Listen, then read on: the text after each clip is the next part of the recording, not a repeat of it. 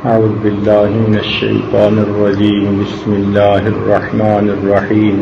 ایک مرتبہ عمر الخطاب رضی اللہ عنہ سیدنا صدیق اکبر کو ملنے کے لیے آئے۔ خلافت صدیقی کا زمانہ ہے۔ دیکھا کہ ایک جگہ لسٹ لکھی ہوئی ہے کہ فلاں فلاں معذور لوگ ہیں، بوڑھے لوگ ہیں، ان کو خدمت کی ضرورت ہے۔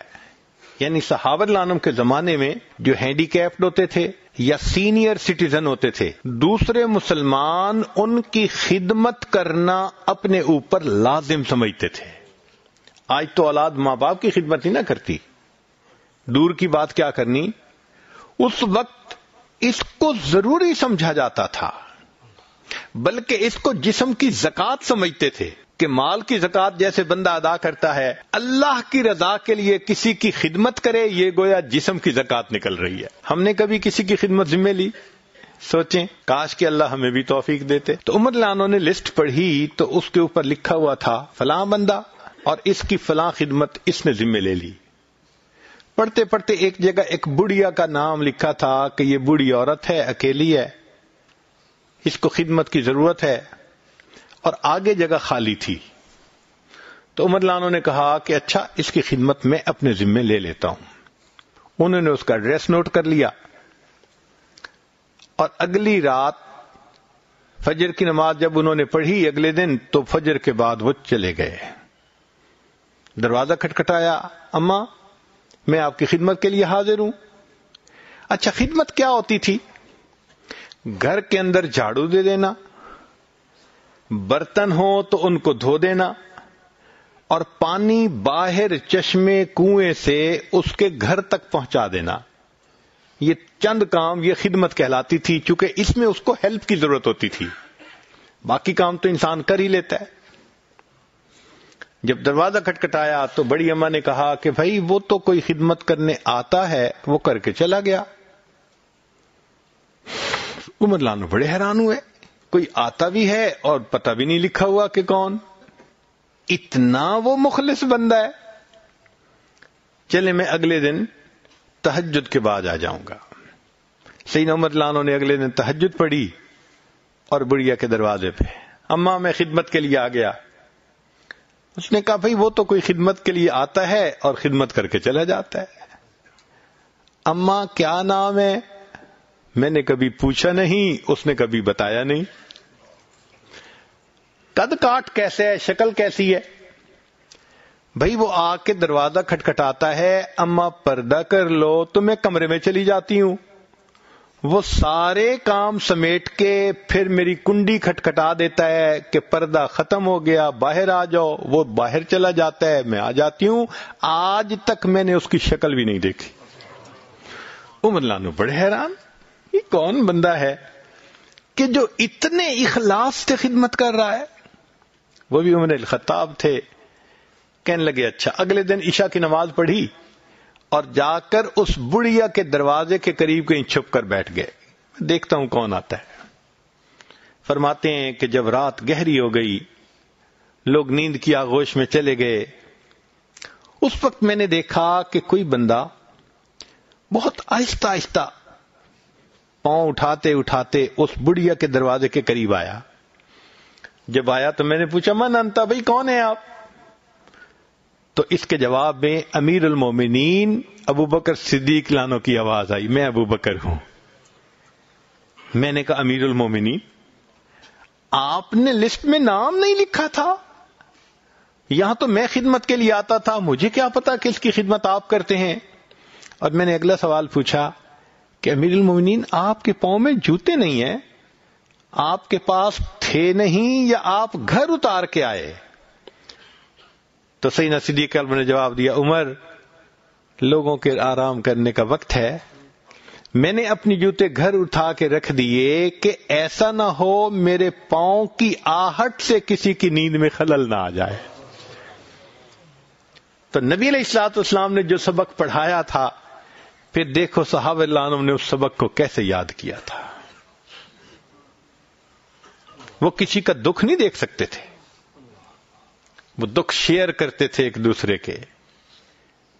ان کی زندگیوں کو دیکھ کے احساس ہوتا ہے کہ انسانیت اس کا نام ہے۔ سیدنا عمر رضی اللہ عنہ کا ایک واقعہ سن لیجئے۔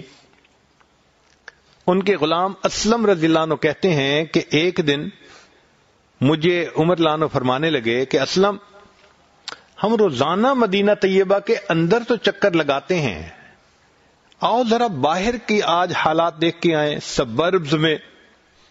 میں نے کہا امیر المومنین بہت اچھا۔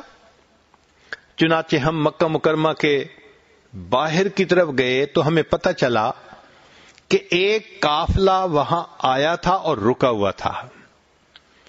ہم وہاں قریب گئے تو قافلے کے اکثر لوگ رات کو سوئے ہوئے تھے، البتہ ایک خیمے کے سامنے ایک عورت تھی اور 2 بچے تھے۔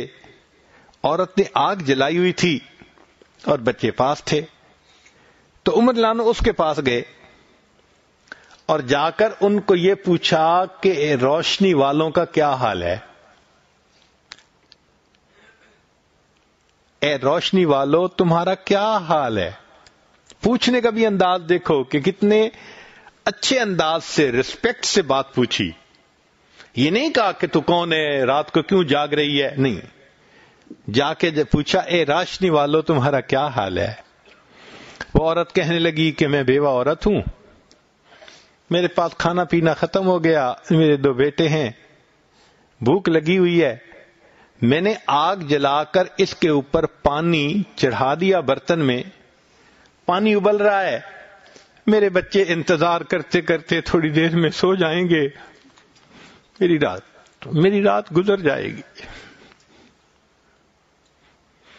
عمر رضی اللہ عنہ نے جب یہ سنا دل پہ ایک تیر لگا، اچھا میری عمارت اور اللہ کی ایک بندی اس تکلیف میں ہے۔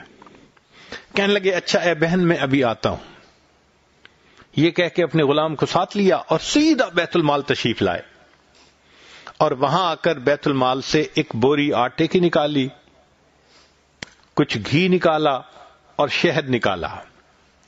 غلام کو کہا کہ آپ گھی اور شہد اٹھا لیں، یہ ہلکے ہلکے ہیں، اور بوری میری کمر پر لاد دیں۔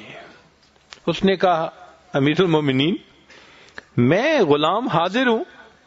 فرمایا اسلم، قیامت کے دن میرا بوجھ تم نہیں اٹھاؤ گے، ولا تزر وازرۃ وزر اخرى، کسی کا بوجھ کوئی دوسرا نہیں اٹھائے گا، مجھے اٹھانا پڑے گا، یہ میری ریسپانسبلٹی تھی، اب اس کا بوجھ میری کمر پر لا دو۔ چنانچہ اسلم رضی اللہ عنہ نے آٹے کی پوری بوری ان کی کمر پر لاد دی۔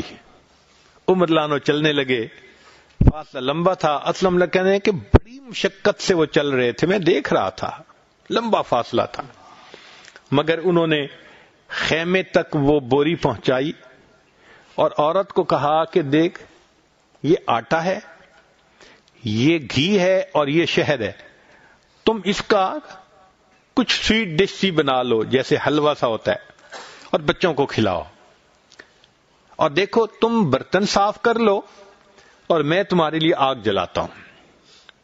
تو عمر رضی اللہ عنہ آگ جلانے بیٹھ گئے۔ فرماتے ہیں لکڑیاں گیلی تھیں، وہ پھونک مارتے تھے تو دھواں اٹھتا تھا، اور دھواں آنکھوں میں جب جاتا ہے تو تکلیف دیتا ہے، تو امیر المومنین کی آنکھوں میں دھواں جا رہا تھا، آنکھوں سے پانی بہ رہا تھا، تکلیف اٹھا رہے تھے مگر پھونکے مار رہے تھے، حتیٰ کہ انہوں نے آگ جلا لی۔ اتنے میں عورت نے برتن بھی دھو لیے، برتن رکھے گئے، گھی ڈالا گیا، آٹا ڈالا گیا اور اس میں شہد ڈالا گیا، تو اب بچوں کو کچھ چیز پکنے کی اسمیل آنی شروع ہوئی، تو بچے بھی خوش ہو گئے کہ کچھ کک ہو رہا ہے ہمارے سامنے۔ عمر رضی اللہ عنہ وہیں بیٹھے رہے، حلوہ بن گیا، ان کی والدہ نے اتارا اور ان بچوں کو وہ ٹھنڈا کر کے کھلایا۔ جب بچوں کا پیٹ بھر گیا تو وہ ہنسنے لگ گئے اور اٹھ کے کھیلنے کودنے لگ گئے۔ اسلم رضی اللہ عنہ کہتے ہیں کہ میں نے کہا امیر المومنین مقصد تو پورا ہو گیا کہ بچوں کا پیٹ بھر گیا، اب ہم چلیں؟ فرمایا نہیں اسلم، ابھی تھوڑی دیر بیٹھو۔ ہم پھر بیٹھے، میں دیکھ رہا تھا کہ عمر رضی اللہ عنہ ان بچوں کو دیکھتے ہی جا رہے ہیں۔ کچھ دیر پھر بچوں کو کھیلتے دیکھا، ہنستے دیکھا، پھر عمر رضی اللہ عنہ فرمانے لگے اچھا اب چلتے ہیں. تو میں نے راستے میں پوچھا کہ امیر المومنین پہلے نہیں آئے، بچوں کو کیا دیکھتے رہے آپ؟ تو عمر رضی اللہ عنہ نے فرمایا اسلم، میں نے اپنی آنکھوں سے ان بچوں کو روتا ہوا دیکھا تھا، میرا دل چاہا میں اپنی آنکھوں سے ان کو ہنستے ہوئے بھی دیکھ لوں. کیسا حساس دل تھا ان کے سینے میں. کبھی ہمیں یہ احساس ہوا؟ کتنے نوجوان ہیں جو اپنی ماں کو رلاتے ہیں؟ کبھی یہ احساس ہوا کہ میں ماں کو ہنستا ہوا بھی دیکھوں؟ باپ کو رلاتے ہیں. خامد کتنے ہیں جو اپنی بیویوں کو رلاتے ہیں؟ کبھی یہ بھی دل میں خیال آیا کہ میں اس کو مسکراتا ہوا بھی دیکھوں؟ بیویاں ہیں خاوندوں کو رلاتی ہیں. ایسے لگتا ہے کہ ہم بالکل پتھر دل بن جاتے ہیں. ہمیں احساس نہیں ہوتا کہ دوسرے کے دل کے دکھ کا اللہ کے ہاں کیا معاملہ ہے. یہ نہیں کہ ہم آج رلا رہے ہیں، اس کے بدلے مکافات عمل ہمیں بھی رونا پڑے گا. ہم نے زندگی میں درجنوں دفعہ دیکھا ہے، ایک ساس صاحبہ اپنی بہو کو ایسا ستاتی ہے، رلاتی ہے، مگر ساتھ یہ بھی شکایت لے کے آتی ہے میرا داماد میری بیٹی کو بھی رلاتا ہے. تو میں خود حیران ہوتا ہوں کہ ایک وقت میں یہ عورت دو باتیں کر رہی ہے. یہ خود بہو کو ساتھ یہ سلوک کر رہی ہے، اور اللہ اس کو دکھا رہے ہیں کہ تم کسی کے بیٹی کے ساتھ یہ کرتے ہو تو دیکھو کوئی تمہاری بیٹی کے ساتھ وہی کچھ کر رہا ہے. As you sow so shall you reap. جو بو گے وہی کاٹو گے.